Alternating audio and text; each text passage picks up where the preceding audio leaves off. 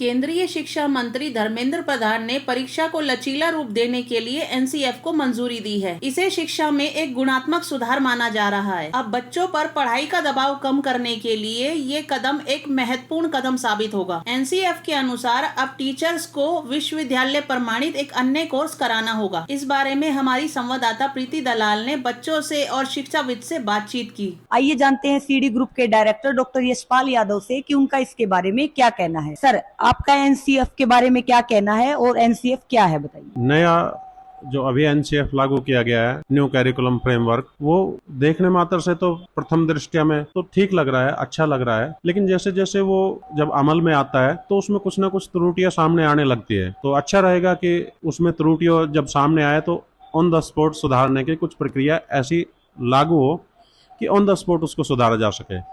क्योंकि अभी तो मुझे लग रहा है कि उन्होंने कहा है कि ये अब सेमेस्टर में एग्जाम हुआ करेंगे। चलो, सेमेस्टर में अगर एक तरह से देखा जाए तो ठीक ही है, और दूसरी तरह से देखा जाए तो ठीक नहीं भी लगता है, क्योंकि इस पर मिली जुली के प्रतिक्रियाएं आ रही है कि ठीक नहीं भी है, ठीक है भी। कुछ लोग कह रहे हैं ठीक है, क्योंकि पूरे सिलेबस को 2 हिस्सों में बांट दिया जाएगा। आधे हिस्से का एग्जाम फर्स्ट टर्म में होगा, आधे हिस्से का एग्जाम सेकेंड टर्म में होगा, मार्च में होगा, और दोनों के रिजल्ट को क्लब करके मिलाया जाएगा। तो ये बच्चे तो अपने हिसाब से कह रहे हैं कि बच्चों पर ज़्यादा बर्डन नहीं पड़ेगा, आसानी से काम हो जाएगा।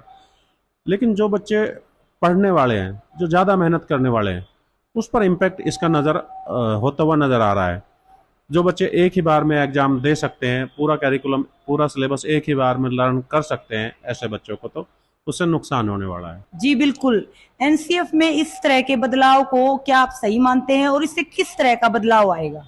देखिए, एक बदलाव जो और भी किया है कि वो लैंग्वेजेज का, कि अब जो है 12th क्लास में बच्चों को 2 लैंग्वेज लेनी कंपलसरी कर दी गई है। तो एक इंग्लिश होगी, दूसरी लोकल लैंग्वेज हिंदी भी हो सकती है, उड़िया भी हो सकती है, बंगाली भी हो सकती है, कोई भी 22 लैंग्वेज जो भी है हिंदुस्तान में, उनमें से कोई भी एक बच्चा ले सकता है, और लेनी कंपलसरी भी है। तो ये तो मुझे लगता है कि ये तो कदम बड़ा अच्छा रहेगा कि हम हिंदी को प्रमोट कर पाएंगे या अपने लोकल लैंग्वेज को प्रमोट कर पाएंगे। अभी तक तो सभी की सारी की सारी चीज़ें इंग्लिश में हुआ करती थी, लोकल लैंग्वेज को प्रमोशन नहीं मिल पाता था। तो हमें ये लैंग्वेज आनी ही चाहिए। ये एक बहुत अच्छा कदम है। लैंग्वेज को लेकर तो मैं बिल्कुल पूर्ण तरह से सहमत हूँ। जी बिल्कुल। और एनसीएफ में जो हमारा ऑन डिमांड प्रणाली आई है, उसको लेकर आपका क्या कहना है? क्या उससे चीजें सुलझ जाएंगी या फिर नहीं सुलझ पाएंगी? ऑन डिमांड पहले NOIS में लागू था, national institute of open schooling में ऑन डिमांड एग्जाम शुरू से चलते आ रहे हैं, लेकिन उसका कोई बहुत ज़्यादा अच्छा इम्पैक्ट नहीं रहा। कि ऑन डिमांड का मतलब कि डेट भी आप ही डिसाइड कर लीजिए, और किस सब्जेक्ट का एग्जाम देना वो भी आप ही डिसाइड कर लीजिए, और आप एग्जाम सेंटर पे चले जाइए, एग्जाम दे आइए। 10 दिन के बाद आपको हिंदी के एग्जाम शूट करता है तो 10 दिन के बाद की डेट आप हिंदी के लिए ले लीजिए। 20 दिन के बाद आपको शूट करता है SST का, तो उसके लिए आप ले लीजिए। केमिस्ट्री का एग्जाम आपको 1 महीने बाद शूट करता है तो वो आप ले लीजिए। तो ये तो एक पास करने वाली नीति हुई। जो बच्चा बिल्कुल भी नहीं पढ़ना चाहता, वो बच्चा पास हो जाएगा। बस आपके सोच यहीं तक रही, आपकी नीति यहीं तक काम कर रही है कि केवल और केवल उसको 12th क्लास का आपको सर्टिफिकेट प्रोवाइड करना है, उसको नीचे नहीं रहने देना है। तो ये सिस्टम, मुझे नहीं लगता कि ये सिस्टम ठीक है। आप आधे सिलेबस का एग्जाम एक बार लेने की बात कर रहे हैं, चलो वो कुछ समझ में आता है। आप डेट और सिलेबस भी आप बच्चों से डिसाइड करने की बात करेंगे, ऑन डिमांड करेंगे, तो वो मुझे नहीं लगता कि इस तरह से कुछ प्रेशर क्रिएट हो पाएगा। इस तरह से तो बच्चों को आप आलकसी बना रहे हैं, लेजीनेस की तरफ आप बच्चे को ले जा रहे हैं। तो ये नहीं लगता कि ठीक एक प्रक्रिया रहेगी। ये तो मुझे नहीं लगता ठीक है। जी बिल्कुल। अगर आप एनसीएफ के सारांश के बारे में कुछ अपने शब्दों में कुछ भी बताइए जो आपको एनसीएफ के लिए लग रहा है। देखिए, एनसीएफ में ये भी कहा गया है कि अब ऑनलाइन की तरफ मूव करेगा, CBSE ऑनलाइन एग्जाम की तरफ। तो ऑनलाइन एग्जाम लेने में कोई आपत्ति नहीं है, बल्कि होना ही चाहिए। जिस तरह से डिजिटलाइजेशन हमारे हिंदुस्तान में हो रहा है, तो उस तरह से तो एग्जाम भी ऑनलाइन हो जाने चाहिए।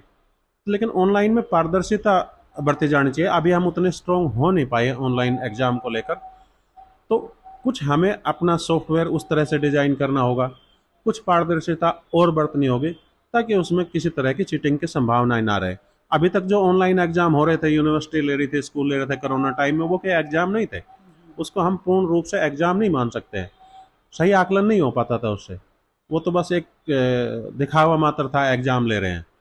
तो देखते हैं सीबीएसई इस पर किस तरह से काम करेगी, वो भी एक देखने वाली बात है। और सारांश की बात करें तो सारांश ये है कि सीबीएसई ने जो तैयार किया है, एनसीईआरटी ने जो एनसीईआरटी ने जो तैयार किया है, और माननीय शिक्षा मंत्री धर्मेंद्र प्रधान ने उसको जैसे सुनने में आ रहा है कि सहमति भी दे दी है, तो अपने आप में मतलब सारांश में तो हम कुल मिलाकर ठीक ठाक ही देखते हैं, लेकिन इसको लागू ठीक तरीके से कर दिया जाए वो एक बड़ी बात होती है। तो स्कूलों को उस बारे में ट्रेनिंग भी दे दी जाए, उस बारे में बच्चों को भी पहले से अवगत करा दिया जाए कि नेक्स्ट ईयर वो लागू होना है या उससे अगले साल होना है। एक असमंजस में ना रखा जाए स्थितियों को, पहले से ही बताया जाए, टीचर्स को भी पहले से बताया जाए, टीचर्स को इस बारे में ट्रेनिंग भी जरूर दिलवा दी जाए ताकि वो उसके अकॉर्डिंग ही तैयारी करा सके। जी बिल्कुल, ये थे हमारे साथ सीडी ग्रुप के डायरेक्टर और शिक्षाविद डॉक्टर यशपाल यादव। आइए अब बच्चों से भी जान लेते हैं कि उनका एनसीएफ के बारे में क्या कहना है। जी, सबसे पहले आप अपना परिचय दीजिए और हमें बताइए कि आपका जो एनसीएफ में सेमेस्टर प्रणाली के लिए चेंज आया है उसके बारे में क्या कहना है। देखिए, मेरा नाम कार्तिक शर्मा है, मैं 12वीं ह्यूमैनिटीज़ का छात्र हूँ। तो अब हमारा एनसीएफ में एक मेजर चेंज हुआ है जो है 2 सेमेस्टर एग्जाम। पहले 1 सेमेस्टर होता था, अब 2 सेमेस्टर होने लगा है, जो कि एक बहुत सराहनीय कदम है। क्यों? क्योंकि एक सेमेस्टर में एग्जाम होते थे, डेट्स फिक्स रहती थी, एक ही बार पेपर होते थे, तो कुछ टेंशन बनी रहती थी, कई बार सिलेबस पूरा नहीं हो पाता, कई बार बच्चे एग्जाम देने नहीं पहुंच पाते, तो इसकी वजह से उनका सारी मेहनत और उनका रिजल्ट खराब जाता था। तो अब बोर्ड के एक्सपर्ट्स ने बहुत सोच समझ के कदम लिया है जिसकी हम स्टूडेंट सराहना करते हैं। जी बिल्कुल, एनसीएफ में ऑन डिमांड एग्जाम को लेकर भी जो चेंजेस आए हैं उसके बारे में क्या कहना है आपका, अपना परिचय दीजिए। जी, सबसे पहले मेरा नाम पंकज कुमार है और मैं 12वीं नॉन मेडिकल का छात्र हूँ सिटी इंटरनेशनल स्कूल से। और जो ऑन डिमांड एग्ज़ाम जो है वो बहुत ही बढ़िया मतलब डिसीजन जो है लिया गया है सीबीएसई के द्वारा। जैसे कभी कभी क्या होता है कि हमारा जो जैसे तबीयत ख़राब हो जाती है या फिर कोई ऐसी घटना हो जाती है कि ऑन टाइम हम एग्ज़ाम नहीं दे पाते, तो उस टाइम में जो ऐसे जो रूल्स हैं वो हमें बहुत ज़्यादा हेल्प करेगी कि हमारे जिस दिन प्रिपरेशन हो, जैसे आज मैथ्स का, तो 10 दिन में हम मैथ्स का प्रिपरेशन कर ले, फिर एग्ज़ाम दे दे, फिर साइंस का कर ले, साइंस का एग्ज़ाम दे दे। तो बहुत ही बढ़िया डिसीजन लिया गया है, मैं थैंक्स कहना चाहूँगा सीबीएसई को। जी बिल्कुल, भाषाओं को लेकर भी एनसीएफ में चेंज आया है, हम अपनी मर्जी से भाषा को चुन सकते हैं। जान लेते हैं बच्चों से, अपना परिचय दीजिए और बताइए कि आपका इसके लिए क्या कहना है। जी, मेरा नाम संजीत रक्षित है, मैं कक्षा 12वीं का विज्ञान का छात्र हूँ सीडी इंटरनेशनल स्कूल से। कि जी लैंग्वेज, लोकल लैंग्वेज बहुत इंपॉर्टेंट है हर एक लोकल्स के लिए। जैसे हम जानते हैं कि इंडिया में 22 लैंग्वेजेस है, डेमोक्रेटिक कंट्री है, तो हर एक लैंग्वेज को इक्वल अपॉर्चुनिटी मिलनी चाहिए। तो सीबीएसई ने बहुत अच्छा किया है कि एक लैंग्वेज साथ आप दूसरा लैंग्वेज भी ले और उससे सीखे। तो अलग अलग लैंग्वेज सीखने में अलग अलग बच्चों को अलग अलग अपने डिफरेंट लोकल लैंग्वेज में सीखने को मिलेगा और उसके एग्ज़ाम भी होंगे।